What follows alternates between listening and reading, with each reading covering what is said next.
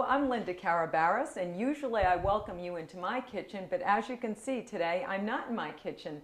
I am actually in the kitchen of Executive Chef Matt Haist, who is a friend of mine, and Matt is the Executive Chef at Capitol Grill in Providence.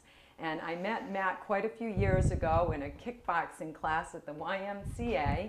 And Matt, of course, is very experienced with cooking steaks, something which I don't really do. So today I'm going to turn it over to Matt so he can give you his expertise in this area and show you how to pan, fry, or grill the perfect steak. Matt? Hey Linda, how you doing? Good. You're not How going to are swing you? now, are you? All right. No. How you doing, folks? Welcome to my kitchen as well, and it's a pleasure to have Linda here today.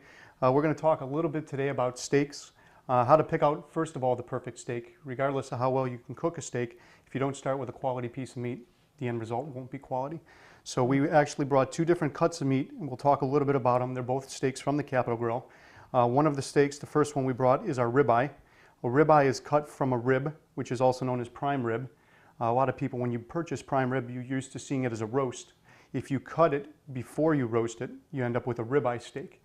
A lot of times you'll see a Delmonico steak, which is basically the same thing as a ribeye, but it's cooked on the bone. The second steak we brought is a sirloin steak. It's from the strip loin of an animal, and it's also known as a New York sirloin to most people, or New York strip steak. When purchasing these steaks, the reason I picked these two is because of flavor. Flavor is dictated by marbling, and as you can see, marbling is the white amount of fat that's inside the meat. This will cook down and actually melt into the meat, and that's where you get all your flavor from. Delmonico steak or ribeye steak and sirloin are your two most flavorful cuts. At the restaurant, we actually dry age these, which is a pretty long process, which allows them to add flavor through the dry aging process, something you couldn't do at home because it needs to be done under really low temperature and really high humidity. What that actually does is it takes all of the flavor of the meat and impacts the juices, so that when you cut into the steak, 9 times out of 10, you see all kinds of juice on the plate. When you dry age a steak, by the dry aging process, the actual flavors stay in the steak. When you cut it, nothing runs onto the plate. Initially you would say, wow, that must be dry, but it's actually more flavorful. So when in the grocery store, what you're looking for is marbling. Now, marbling is different than what some people would call gristle. Gristle is on the top or the outsides of the steak. This will not cook down, and it's really not edible. However, the marbling will melt into a steak. For people that say, oh, my favorite steak is a tenderloin or filet mignon, they prefer a more tender cut. Marbling also, steaks that have more marbling are a little bit tougher than a tenderloin. However, you sacrifice flavor for tenderness. And today we're also going to show you that it's a myth that you shouldn't pan fry or skillet fry a steak. A lot of people were brought up being told that take a good steak and it's always got to be on the grill. When you work with crusts, which is a new trend in the industry, different types of rubs, you get a better end product by rubbing the steak and pan searing it or doing it on a flat griddle, as opposed to a grill, because there's even sorts of cooking. You'll get a nice crust and you don't get a char, which is what most people don't prefer in a steak. Oh, cool. So. Terrific. It sounds terrific. Okay, great. Well, as you know, I always emphasize mise en place, everything in its place, so you can just get right into cooking. You don't have to be searching for things in the cabinet. So let us mise en place, and we'll be right back. All right, mise en place, the steaks and sides of vegetables. And I'll just talk a little bit about my bamboo steamer here, which I love, and especially during the work week, saves a lot of time, and it's a very healthy way to cook vegetables. So I've got my water boiling on the stove, and what I'm going to do is you can get these peeled baby carrots in the bag all ready to go. Just dump some in the bottom portion of the steamer, and you can get these bamboo steamers at any kitchen supply place and even at some of your big box stores. So I put some carrots in the bottom of the steamer, as you can see, and I really think the bamboo steamers work better than the metal ones.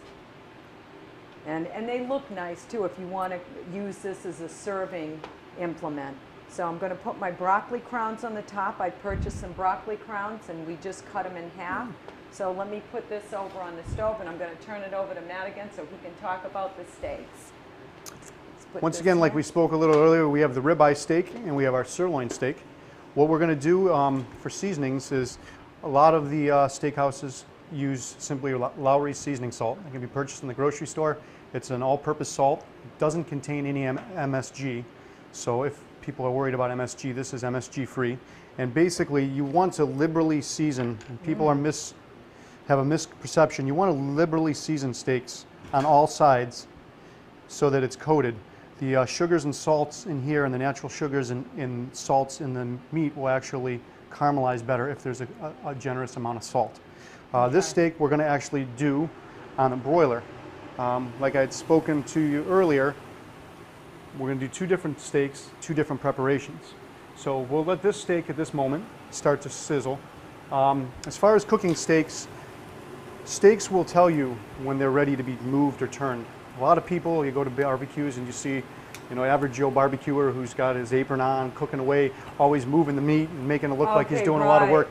The less you move the meat, the better off you are. You really only need 4 turns on any type of steak. Reason being is the meats, when it's on the broiler, the first thing it's going to do is stick. As it starts to cook, the meat will actually naturally loosen up. If you have to pull a steak off a broiler and it starts to stick in the meat, you can see some of the meat on the actual grates, you know you actually forced the steak to turn quicker than it really needed to. Let it cook. It's not going to char. Unless there's large amounts of fat, you have really nothing to worry about. Other thing is, a lot of times when people are cooking on broilers, you get a lot of flames and stuff like that, and then you end up with a charred steak. It's not a bad thing to keep a little bit of water by the side. You usually don't want to pour tons of water on, but spray it with a spray bottle just to keep the flames from getting too high and charring your steaks. Okay, that's a good point. Yeah. The char comes because the char will appear on a steak because it's too much heat, too much flame, and then you'll get an actual burnt flavor that you're not looking for. A lot of people feel that you'll end up with that same result when you cook in a frying pan. Like I said earlier, frying pans, you'll end up getting a black crust, but there's a definite difference between crust and char. Our second steak that we talked about today was the ribeye steak. The ribeye steak, we're going to show you on the preparation with a rub. There's lots of different types of rubs you can use on steaks. At the restaurant, we brought one of our rubs today, which is a porcini rub. It's a dried porcini mushroom. It's got some crushed pepper, salt, and some other seasonings in it. Whenever you work with the rub, most of the time, there's the difference between a dry rub and a wet rub, and it depends on the ingredients that you're using. Yeah, I'd like you to talk about that. Porcini is a dry powder. It doesn't need any type of oil on it. You're just going to simply take your rub and season the rub liberally once again. If you're cooking in a frying pan, you're always going to use some type of fat, an oil of some sort. So there's no need to put an oil on the steak. You put the oil in the pan, use a dry rub. Right. Okay. So when you're using like a frying pan or you're pan searing a steak in a pan or a flat grill, I would always recommend that you would want to use a dry rub and some type of fat in the pan. Stay away from extra virgin olive oil. Extra virgin olive oil is used as a finishing touch in salad dressings. You don't want to cook with an extra virgin olive oil. Because it will burn. Because of the smoke point, exactly. Yeah. So today what we're going to use is a little bit of regular olive oil. We're going to turn our frying pan on. Yeah. Let this heat up. Very little bit of oil. Now the second thing we're going to do is once this steak is done, like I said, we have the porcini rub on it. We're going to finish this steak with the same thing, olive oil, and what we use is an aged balsamic. You can buy balsamic glazes in the grocery store. If you go to Whole Foods and that, you might find an aged. In your average grocery store like Shaw's, you're probably going to find something that's just a regular glaze. Either one will work. Right, and I've used the glaze. I love that. The average person would say, why would you put balsamic vinegar on a steak? And you might be wondering at home why you would do that. The porcini rub is a porcini mushroom. It's a very earthy type of flavor. Whenever you're balancing or doing a dish or you're writing a recipe, you're looking for balance in earthiness, sweet, sour. So you get the earthiness of the mushrooms. You're going to get a little bit of earth from the olive oil. You're going to get some acid and some sugar from the natural balsamic vinegar. And the combination of the three is unbelievable. Wow. Sounds good, huh? Once again, you see, we haven't touched this steak yet the whole time we've been talking. You try and, once you can pick it up without any issue of sticking, you're simply gonna, once again, turn it. Everybody wants to know how you get the checkerboards. Right, it's a 45-degree turn or a 90-degree turn. If you cook steaks properly, you should only need to move them 4 times. You should be able to get a checkerboard on the front and the back of the steak. Nice. Our oil's heating up for the porcini rub, and we could talk about temperatures a little bit if you'd like. A lot of people wonder, how do you know what temperature it is without sticking a thermometer in it? There's many different ways to tell temperatures on steaks. Okay. A lot of times people will use a thermometer, and 120, 140, 160 for your degrees of doneness. The other way to tell is by your hand. A lot of people will take your hands, and the soft part of your hand is rare, the top part of your hand is well, medium would be nice and firm. Okay. You can, years and years of experience will tell you by the touch. Another thing is, once the juices, after we flip the steak, start to pool or settle on the top of the steak, it's usually always a perfect medium. It's a little secret. All right. The juices will naturally rise to the top of the steak when it gets to be medium, and then slowly settle back into the steak and dry out as you get to medium well and well done. Okay, because that's one thing I always have a hard time with when I use my grill outside, is that determining when it's done. So I always just get the strip steaks that are lightly marinated, and I know it's perfect 4 minutes one side, Exactly. 4 on the other. And that's the thing, but to this is say, why I yeah, wanna learn thickness, how to- thickness of steak, cut of steak, will all dictate. It's hard to say, like you said, if you get a consistently Yes, piece, yes. you can get used to the timing. Some steaks take longer based on their thickness. Some steaks take longer if they're on a bone. It takes a lot longer to cook a steak on a bone usually than it does if it's off the bone. If it's butterflied, which is what a lot of people request when they order their steaks medium well or well done, Okay. then it'll cook a lot faster. Now, for the And if- beginner, what would you? Something like this, we did 2 10-ounce steaks. This steak should take us about 6 minutes on this side, flip it, maybe 6 minutes on the other side to get a perfect medium. Perfect If you like it medium. on the rarer side, it's going to take a little less. In a frying pan, it's going to cook, this steak's, as you can see, a little thinner. It's going to cook a little bit faster. Okay. And as you can see, we're letting this get to a real high smoke point so that we can get a nice crust on the steak. You can start to see the smoke coming up from the oil.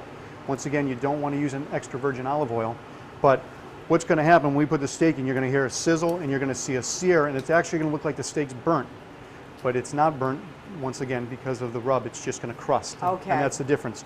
If you turn this on and you don't give the oil enough time to get to the proper temperature, you're actually just going to kind of pan fry the steak. You're not going to get a crust, and you won't get the same textural result that you're actually aiming for. That's what I think a lot of people, including So people are myself, afraid- I want to crust. You want to So crust. You got to want get it extremely high smoking. heat smoking. Smoking. No extra virgin olive oil. No the extra virgin. You can use a regular olive oil, vegetable oil, canola. Okay.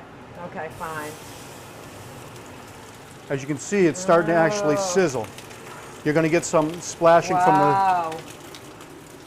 Once again, we'll get over to this steak.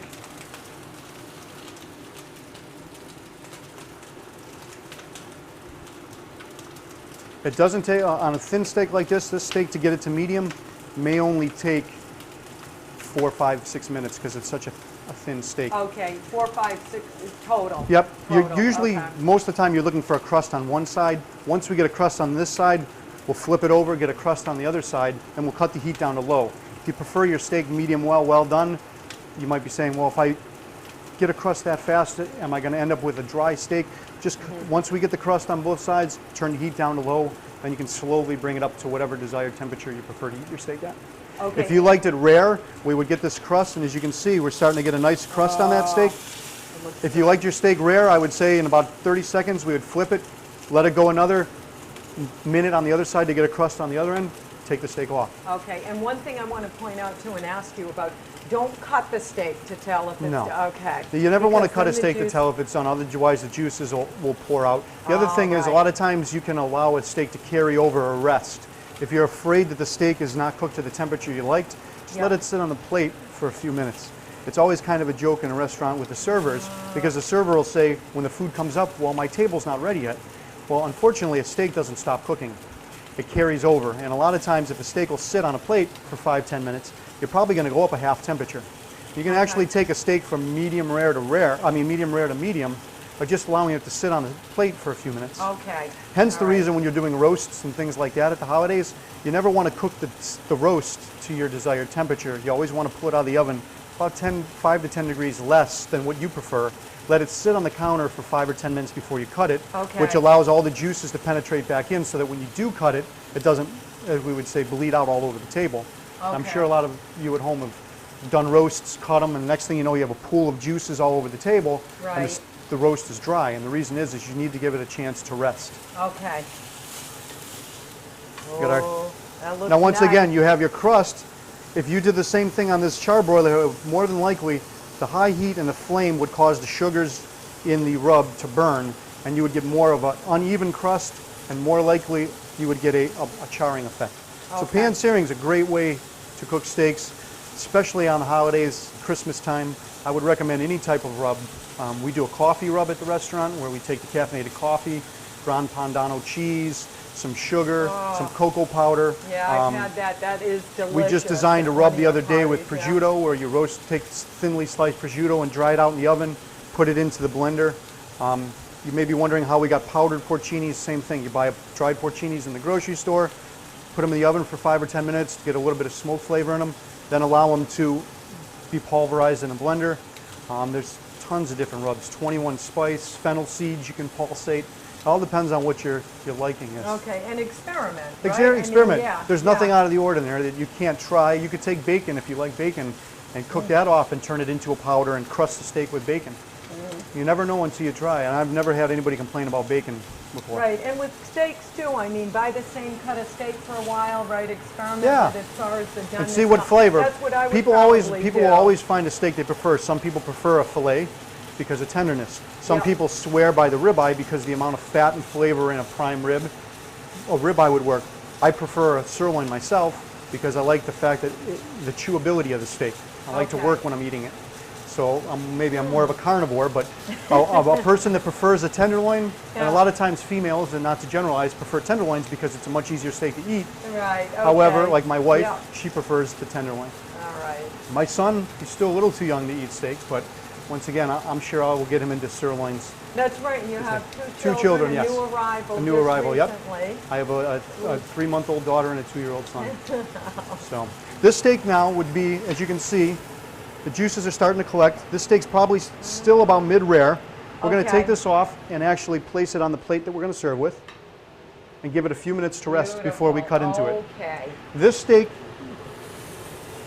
if you were looking at temperatures, you can All tell right. by the way the steak actually reacts. If you push on a steak and it's slow to rise back up, as you can see, that tells you it's still on the more medium rare to rare side. All right. If you were to Okay. push on the steak, like on this part of the steak, and it bounces back relatively fast, that's on the medium side. Oh, People all right. have a misconception that a steak is cooked the same temperature all the way through. So viewers at home, a lot of times we'll get a guest in the restaurant and they'll order a steak medium. And then they'll come over and they'll cut into the steak on this side and it's Okay. overcooked. And they say, well, my steak is well done. Meat cooks from the outside in. So Okay. when a broiler cook broils a steak, we cook the steak so that the center of the steak will be medium. Obviously, by the thickness of this piece of meat, there's no way that these ends are going to be the same temperature as the center. All right, So yeah. proper etiquette when eating in a restaurant, whenever you cut a steak, you should always cut the steak in the center because that's where the doneness of the steak's actually cooked to. That's a good point, yeah. The only Yeah, I thing, didn't the know only that. process where you can actually cook from the center out is microwaving. When you cook something in a microwave, it cooks from the center out as opposed from the out into the Okay. center. Yeah. Oh, that looks delicious. Any other questions that you may have on this? Again, I just think it's important. I just want to point out to the viewers that I would get the same steak a few times to experiment Yeah. and then get it down to a time. Exactly. Would you say that? Yeah, I would. If you cook at home, try and pick the same thickness on steaks. A lot of times you can go to a lot of Okay, people don't that's realize you can go right. to Shaw's and Stop and Shop. They will usually cut whatever your desired size is. If you prefer a 10-ounce sirloin, they'll cut you a 10-ounce sirloin. A lot of the steakhouses you can buy steaks raw. People don't realize that. If you Okay. came to the Capitol Grill and said, "I want 5 10-ounce sirloins. I'd like them raw to take home and cook," we sell them all by the. You can come in and ask for any size steak at any given time. So a lot of the steakhouses, a lot of the nicer steakhouses Didn't know will that. accommodate. Okay. So best way if you're a beginner, get something that's relatively not too thin, relatively not too Too thick. Okay. Get familiar with your grill. This broiler is a Yeah, Viking I love Viking it. In case range. you don't have this at Yeah. home. It really doesn't have too much of a hot spot. I'm sure your charcoal grill or your gas Gas grill, grill will you'll see white same. lines. When the grill is white, that is usually what we call the hot spot. You don't normally want to cook a steak completely on the hot spot because it'll end up charring. So find, get familiar with your grill, try and get a consistent size and thickness on a steak and toy around. And I would also recommend that if you do eat medium well and you've been brought up to eat medium well, really try getting to medium. I don't try and always ask people to eat the steak cooked less, but you definitely get a lot more flavor and a lot more Really? juiciness. Okay. So try and go out there once in a while. If you like it well done, medium well probably won't kill you. If you like it medium well, try medium. And a lot of times in a steakhouse like Capital Grill or one of the higher end steakhouses, we tend to cook our meat a little under. So I would say if you eat your steak medium, you're probably going to come to our restaurant and want it like a medium plus. And we do actual pluses, which is not a real culinary term, but people that want our medium is more like what you would cook as medium rare. What about well done? Because I've heard if you like well done, you shouldn't be eating steak at all. Is that well, true? once again, I would say it goes back to flavor and the cut of steak. Okay. Can you eat a sirloin well done? Sure you will. Obviously, it's going to be on the drier side because it's well done, but there's enough fat and marbling that it's going to hold up. Eating a filet well done, I would say it's a waste. Fillets should be cooked at medium rare, medium. All right. Good for that simple fact. And as far as at the supermarket, as far as quality and pricing, what do you think a good cut would be to go to the supermarket? A good cut at a supermarket is usually a sirloin. It's cost effective. Sirloins, New York sirloins is a pretty cost effective. There's different grades in meat. There's choice, there's select, there's prime. The average person's not going to purchase prime or probably find that in your average grocery store. A sirloin's a great cut of steak. It also depends on what you're doing with it. If you're going to have a steak on a grill, sirloins and ribeyes are your best bet. Okay. If you're going to buy a flank steak or what they call skirt steaks now, I would recommend cooking those but then slicing them on the bias. They're a little bit more of a grainier steak. All right. So when you cut that kind of steak, if you cut it on the bias, you're kind of working against some of the fat and the grain, some of the grain, so it'll make it a more tender steak. And it depends. If you're making stews, then you can get your chucks. Or your cube steaks if you want to braise. My favorite dish is a Swiss steak. It's a more Midwestern dish my mother brought us up on. We actually buy the cube steaks, $1.90 a pound. Oh, I remember cube but once steaks again, I grew up on too. If you cook that steak properly, it'll come out just as tender. But you need to braise it, let it roast for 2 hours in the oven. Okay. So once again, you wouldn't take a sirloin like this and braise it for 2 hours. No. And as you can see right now, we got pretty good char on this side. Not char, but a nice little bit of a crust. Yep. Right here we've got, you can see now the firmness of the steak. It's bouncing back a little more. All right, so right about now, if we let this sit on the plate, we should be right around medium rare, medium. All right, great. Alrighty. Want to check our vegetables while we're at it? Oh, yeah. Now you can see how we plated these steaks and we put the steamed vegetables on the plate. And I'm going to say probably about 8 minutes, but just test the vegetables with a fork in the steamer to your desired preference of doneness. And Matt, you explain the... Once again, we did the sirloin with a simple Lowry seasoning salt, easy enough to do at home. You could easily serve that with a little bit of an au jus. You can do different types of butters. If you wanted to accent that with some Gorgonzola butter or Roquefort butter, a little bit of oven roasted garlic butter would be a nice little sauce for that. On our porcini crust, we talked earlier that with the earthiness of the porcini mushrooms, we wanted to use a little drizzle of olive oil. At this point, you could use an extra virgin olive oil because it's for finishing. Wow. All right, so we have our olive oil, and we're going to use a little bit of our aged balsamic. This is actually a 12-year balsamic. Wow. It doesn't take much. You can buy 8 years, and then we let the steaks rest a little bit to come up to temperature. Okay. Linda wants to cut into hers. We'll describe the doneness of each. This one's more on the mid-rare side, I would assume, because we pulled this off a little bit quicker, right through the center. Right through the center. Oh, that's right, okay. Right? This one's more on the medium to medium side, medium well side. This one's more on the mid-rare to medium side. Okay, All this right. looks Now, once again, if beautiful. you demonstrate, if you ordered your steak medium rare, that's probably what you would get. However, if you were to be in a restaurant and cut into this part of the steak, which some people tend to do, you're once again going to see that you would say that that steak was a little bit overcooked. Okay. Because it's the tail end. So once again, if you're the new broiler or new at cooking, it's better to get something that's even size. But once again, you have your medium, which would be a hot pink center in our restaurant. That for me looks, that for me is perfect. And then here would be medium rare, which we would describe as a warm red center. Excellent. And another important thing is a lot of people don't realize they'll cut into a steak and say, wow, my steak's tough before they taste it. It's very important to have a sharp steak knife.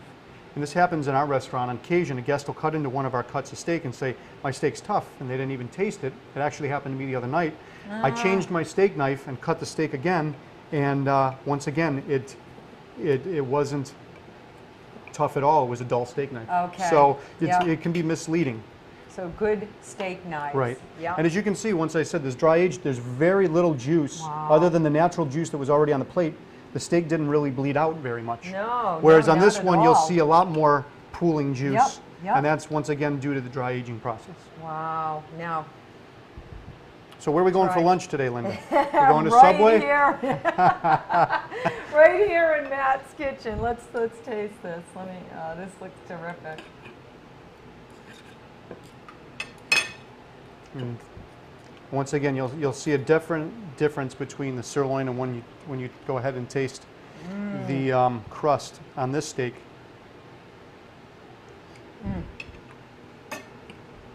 Delicious. You taste the rub.